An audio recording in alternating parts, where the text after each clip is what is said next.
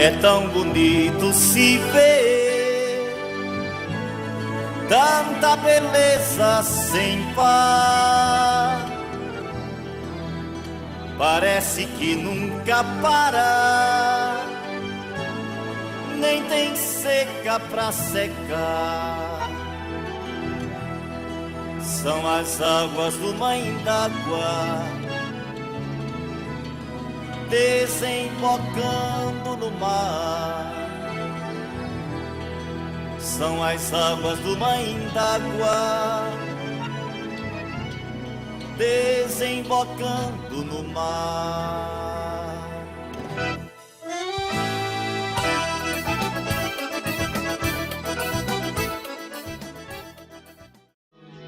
Água que faz inocente riacho e deságua na corrente do ribeirão, pena do mundo, e que abre o profundo grotão.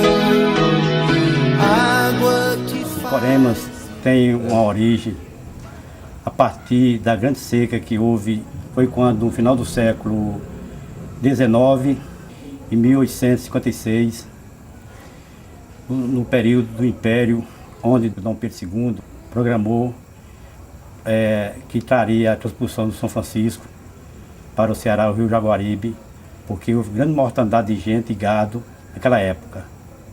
A partir daí, se viu a necessidade de trazer a transposição para o Nordeste Setentrional. E ficou no papel, passou o governo imperial, entrou o governo colonial, veio o Brasil República. Foi quando, no final do século XIX, quando começou a construção do açude Cedro em Quixadá, primeiro açude do Nordeste, lá no Ceará. Logo após, no início do século XX, 1906, foi inaugurado justamente esse açude que abordei anteriormente, Quixadá, no estado do Ceará. Foi quando Euclides da Cunha, no seu livro Sertões, e Irineu Joffre, paraibano, que abordaram sobre a necessidade de se criar a inspetoria. Logo após, com poucos anos depois, de 1910 a 14, o nosso fabuloso nordestino, o engenheiro Arrojado Lisboa, fez um documentário sobre o Nordeste Setentrional, todo semeado no Nordeste brasileiro, e se criou a inspetoria. Ele deu uma conferência no Clube de Engenharia do Rio de Janeiro, precisamente no dia 28 de agosto de 13, quando era então o presidente Hermes da Fonseca. Isso fez com que viesse em toda a tona o problema da açudagem, construção da açudagem de todo o Nordeste. Foi quando, em 1930, na inclusão da Revolução de 30, onde a Paraíba aliou-se à Aliança Liberal, primeiramente o Rio Grande do Sul, Paraíba e Minas Gerais, aliou-se à Aliança Liberal, e foi quando começaram a projetar os açudes aqui no Nordeste. E precisamente para nós, Coremas, em 32 se mostrou, teve grande seca, em 31 e 32, havia a necessidade da construção do açude Coremas. Antes disso, os buqueirões que tem no Nordeste, não tem as barragens, as grandes barragens do Nordeste, Coremas, buqueirão de Cabaceiro, que é das Pessoas, Oroz e outros açudes, decorre que o acidente geográfico, os buqueirões que foi formado pela própria natureza, de outrora, há milhões de anos atrás, esses buqueirões hoje foi a própria água da chuva que formava grandes lagos, a montante desses buqueirões, que o próprio lago, a pressão da água fazia a implosão dos buqueirões, como exemplo, Curemas, Mãe d'Água, Capitães Pessoa, Oroz. E a gente tem aqui um exemplo bem próximo da gente, o buqueirão do Saco, em Nova Olinda, que lá foi uma explosão porque só a altura da serra tem a média lá no leito do rio, o rio Gravatá, 500 metros de altitude, e lá com certeza a prova tanto desse buqueirão que lá em Pedra Branca tem a Serra do Fumo, que ficou a Serra do Pedra do Fumo, Pedra Supera, que veio da explosão desse buqueirão do Saco, lá em Nova Olinda. Isso que só se faz na ilustração da formação dos buqueirões, que a Arrojado Lisboa retrata muito bem no seu trabalho. Trabalho tão perfeito que o próprio Padre Cícero Romão, lá de Juazeiro, um semideus aqui no Nordeste, disse que o sertão ia virar mar, porque se construir muito açude e a seca ia deixar de existir, o nosso sertão ia virar mar. Então, com as grandes secas de 31 e 32, aí veio o projeto do Açude Curemas, Mãe d'Água. Com a Revolução de 30, liderado por Rio Grande do Sul, Getúlio Vargas, e a Aliança Liberal Minas Gerais com Paraíba, por sinal, a bandeira da Paraíba nego por conta que negava o apoio ao Washington Luiz. Veio o nosso paraibano, o grande paraibano Zé Américo de Almeida, que era ministro da Aviação e Obras Públicas, viu a necessidade de incluir a Paraíba nos programas de combate às secas e viu a bacia hidrográfica do Vale Piancó, que comportava um grande açude, Curemas, Mãe d'Água.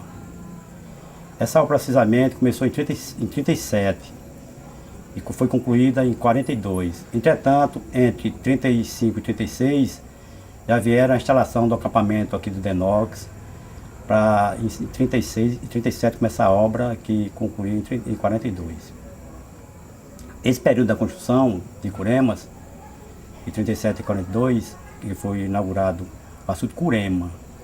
Depois, esse nome foi mudado por conta uma homenagem ao grande idealizador dessa obra, que foi o construtor Estevão Marinho. Ele faleceu em 53.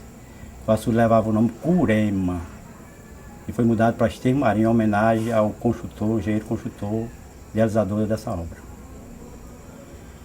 Entre 51 a 57 foi construído Mãe d'Água, que é o sangradouro desse sistema.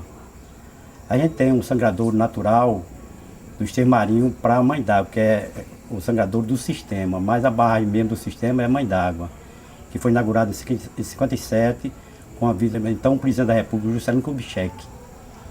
E na época o engenheiro construtor que trouxe Juscelino para a construção de Mãe d'Água foi justamente Vitoriano Gonzalez de Gonzalez, um espanhol radicalizado lá na Bahia. Com a morte de Estevão Marinho, ele se juntou-se a outros engenheiros, como Ivanildo Campos Marinho, Otacílio Silveira e Mário Brandi, que foram, Otacílio Silveira e Mário Brandi foram os dois engenheiros que, na obra ainda do Curema, do Estevão Marinho, que trouxe o primeiro laboratório de mecânica do solo da América Latina. O primeiro laboratório de mecânica do solo da América Latina foi aqui em Curemas. Os instrumentos vieram dos Estados Unidos, as classificações do Departamento de Chá de Rocha dos Estados Unidos, que o Brasil trouxe para cá. A primeira experiência de campo mesmo, de fato, foi aqui no Açude Curemas. E os engenheiros que trabalharam nesse laboratório, aqui no Açude Curemas, foram Otacílio Silveira e Mário Brandi, que são os engenheiros idealizadores dessa grande obra. Para se ter uma ideia, o sistema Curema Mãe d'Água era tão importante para o Brasil República, que até 60, antes da inauguração de Oroz, Curema era o maior açude do país. Era Itaipu de hoje, até 60. Depois o Denox viu a necessidade de construir as barragens, aí veio Oroz, veio Ribeiro Gonçalves, o Açu, hoje temos Sobradinho, Itaipu. Mas até 60, Curemas era Itaipu da época. Além disso, Curemas tem dentro do projeto, está lá no Ministério da Integração, lá engavetado, o projeto Meridiano 38, onde tinha mais de 20 mil hectares de projeto de irrigação. Tinha nesse projeto, porque está lá no Ministério da Integração, Faculdade de Agronomia, Centro Administrativo de Ciências Agrárias, e tudo isso está engavetado. É só a vontade política, desengavetar esse projeto e aplicar aqui no Vale do Piancó e trazer desenvolvimento para toda essa região.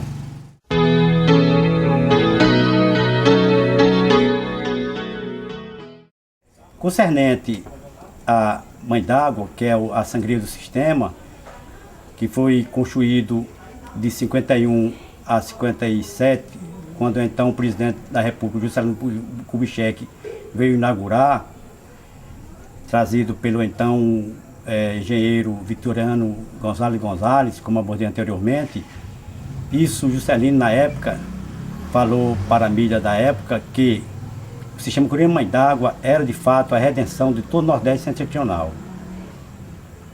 E não teve continuidade, infelizmente, não teve continuidade essa obra tão importante. Hoje, Curemas ostenta um dos melhores IDH do Nordeste, que eu considero isso inadmissível.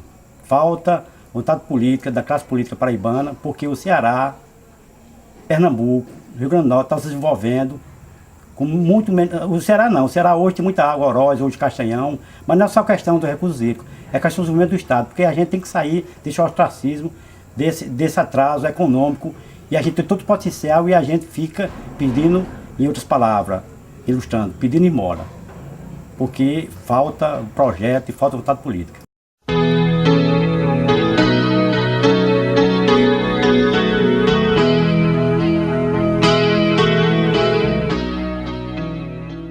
O recurso hídrico não é, aqui em Curemas, não é aproveitado. Eu mostro, sempre procuro mostrar nos meus blogs, que eu escrevo.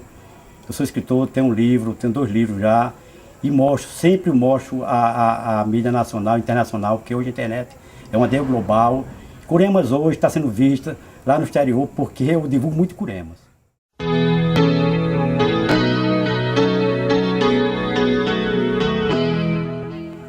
Temos aí uma implantação de um projeto de usina termosolar, que está para começar, mais provável daqui para o meio do ano, que vai trazer milhares e milhares de empregos. Dizem que é em torno de 1.500 empregos direto e indireto na implantação. Quando tiver implantado, dizem que vai gerar esse emprego direto, permanente. Isso, no bojo de tudo isso, vem o desenvolvimento para toda a região do sertão paraibano.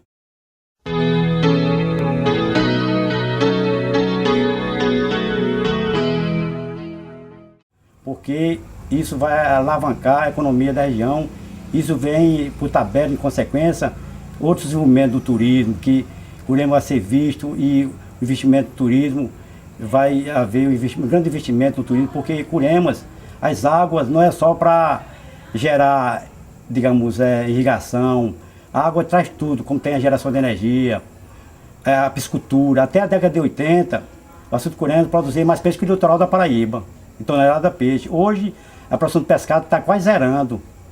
Se a gente precisa comer um peixe de Curema, vem de fora, que é uma vergonha. A gente tem projeto de piscicultura. Eu trouxe ano passado um peruano, que ele é professor da universidade. Em 2008, a gente deu uma viajada de barco aí na bacia do açude e vimos o potencial. A gente pode retomar essa produção, não uma produção de piscicultura intensiva, extensiva, como fazia o Denox antigamente. O projeto é mapeando a bacia e cada comunidade faz a sua fiscalização. Antigamente era o DENOC que fazia a política de piscicultura, mas isso pode fazer com as comunidades autofiscalizando, zoneando o açude, mapeando o açude. Isso é um projeto que a gente está estudando, elaborando, estamos atrás de recursos para ver se a gente aplica, se a gente implanta esse projeto aqui em Curema.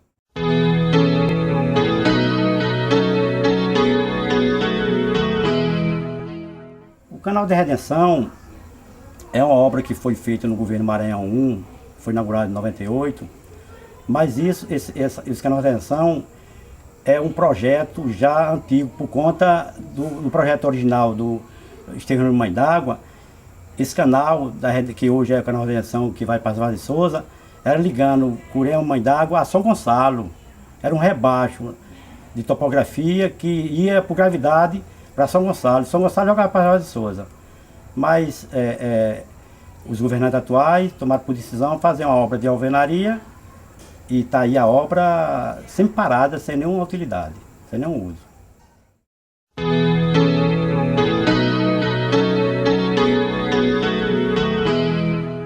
Olha, eu nasci em 56, 25 de agosto de 56. Mas desde meus 4 anos de idade já tenho consciência. Em 60, eu me lembro da primeira sangria de Mãe d'Água. Sangrou com a lama de 1 metro.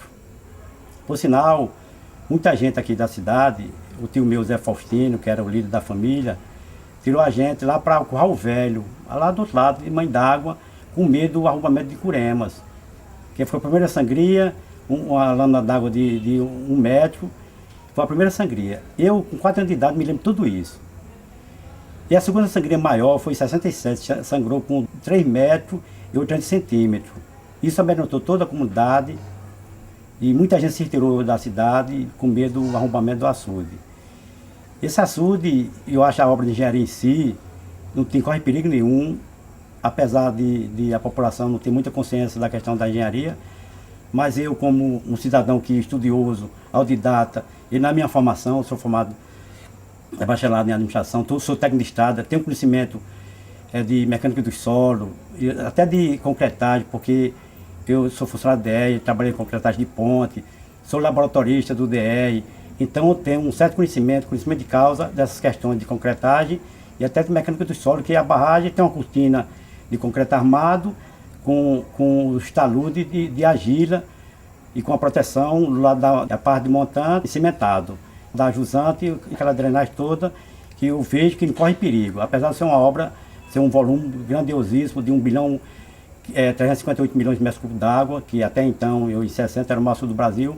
Eu acredito que esses 60 anos de construção de Curemas, de inaugurado, mas essas obras geralmente é projetada para 100 anos, mas sempre essa barragem, apesar de um pouco esquecimento do DENOX, esquece a questão da manutenção, mas periodicamente, não dentro de um cronograma traçado, mas se tem a conservação. Eu soube, até através de Capdão, que esse ano agora, em fevereiro para março, veio um investimento de 4 milhões para fazer manutenção desse sistema. A cortina de ferro dentro da parede, embaixo, lá na base, são de 80 centímetros, em cima de 10. Ele vai fazendo um funil, né? Isso revestido de uma agrometria de areia, toda comprimida com um talude de argila, né? E na superfície, a parte externa da montante da barragem, toda cimentada, né? E toda drenada, capilarizada, que isso aí funciona perfeitamente e a gente não tem dentro da imprensa nacional e internacional, estadual, que bote essa barragem em suspeição com um risco de arrombamento, jamais. Tem outras barragens mais novas, que eu não vou citar o nome, que correm mais risco que a nossa. A nossa, eu acredito que dessas obras de DENOX, a mais segura se chama Corema Humilhado.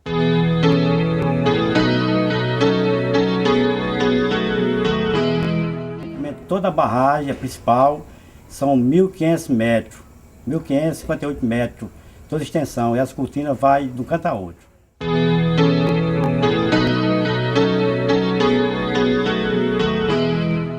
Eu, como criança, na década de 60, entre meus 4 anos a 10 anos, eu em 64 anos, vou botar até 70, 14 anos, né? Eu vivi intensamente esse momento de Curemas DENOX. E Curemas, na década de 60, no final da década de 60, entre 67 e 70, o Cinecap ainda funcionava. Eu assistia a série de Tarzan, eu ia para o cinema assistir a série de Tarzan, Cinecap.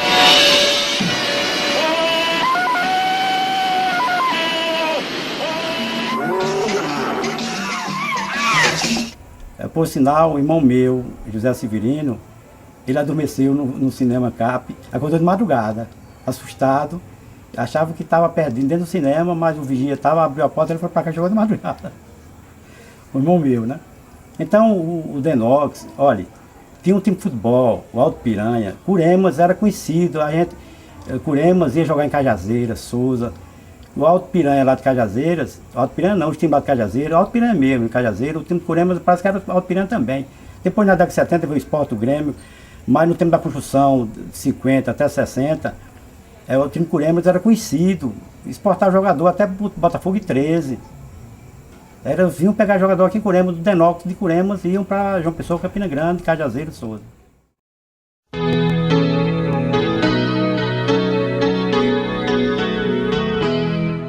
Com certeza. Se não tiver uma intervenção assim federal, não digo no município, isso na questão da administração do DENOX, para resgatar todo esse status quo que antes a gente tinha e hoje não tem. Está sendo degradado. Isso, a gente tem como fazer isso. Eu, recentemente, há um ano atrás, ou mais, eu tive contato com o Thompson Mareis. Isso a gente contato na internet. Eu perguntei a ele porque a UFCG não chegou a Curemas. Falta projeto, falta vontade política. E logo após, uma hora depois, redigiu um texto bem preciso, diz que a expansão da UFCG, ele priorizou o projeto, levar a Brasília, as cidades polos das micro-regionais, como Curumataú, Cuité, lá no Cariri Monteiro, aqui mais embaixo, Pombal, Souza, priorizou os polos micro-regionais. Itaporanga, ultimamente, vem fazendo essa campanha, o UFCG lá em Itaporanga. Houve, sexta-feira passada, de 26, uma campanha lá, que foi a maioria dos políticos paraibanos lá, para esse evento lá em Itaporanga, reivindicando justamente isso que Thomson Mariz prometeu para Itaporanga. Mas, agora um ano atrás, Thomson Mariz disse que não vai haver mais expansão do UFCG. Vai se criar a Universidade do Sertão, aonde Curemas, Catolé do Norte, Princesa Isabel,